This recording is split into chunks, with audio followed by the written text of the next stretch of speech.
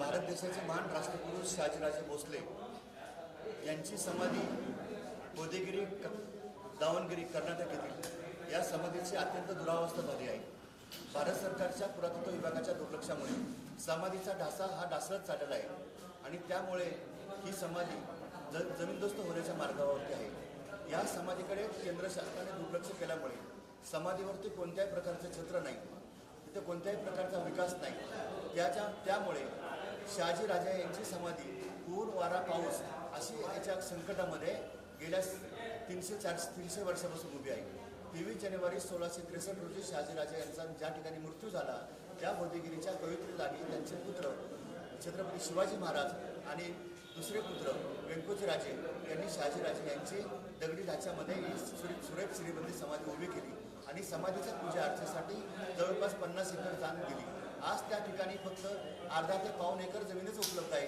इतर जमीन ताब्यात घेऊन सरकारने या समाधीच्या वरती तातडीने छत्र उभं करावं आणि त्या जागेमध्ये मेमोरियल ट्रस्ट उभं करावं।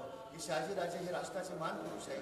त्यावेळी उत्तरेमध्ये बादशाह शहाजहान आणि दक्षिणेचा बादशाह शहाजीराजे हे सर्वांनी त्यांच्या समकालीन लेखक जयराम पिंडे यांनी नमूद केलेले आहे। कवी अनुपुराण शिवभारतामध्ये सुद्धा शहाजीराजे यांच्या विद्वतेचा शौर्याचा उल्लेख आहे। अशा शूरवीर कर्तबगार शहाजीराजे यांच्या समाधीचा जीर्णोद्धार होणे अत्यंत गरजेचे आहे। शहाजीराजे यांनी आपले पुत्र छत्रपती शिवाजी महाराज, दुसरे पुत्र थोरले पुत्र संभाजी महाराज आणि धाकटे पुत्र व्यंकोजीराजे यांना राष्ट्राच्या रक्षणासाठी उभं केलं आणि त्यांनी तीनही पुत्रांनी स्वतंत्र राष्ट्र निर्माण केले। ज्यातलं छत्रपती शिवाजी महाराज यांचं राष्ट्र सर्वात विश्वनायक, महानायक आणि जगातलं सर्वात ग्रेट राजा आणि लोकशाहीवादी राष्ट्र म्हणून आज जगभरात त्याचा परिचय आहे।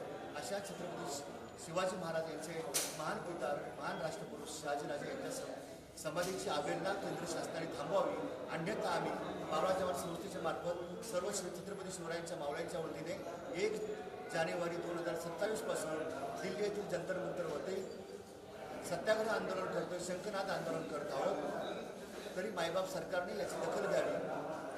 पाहून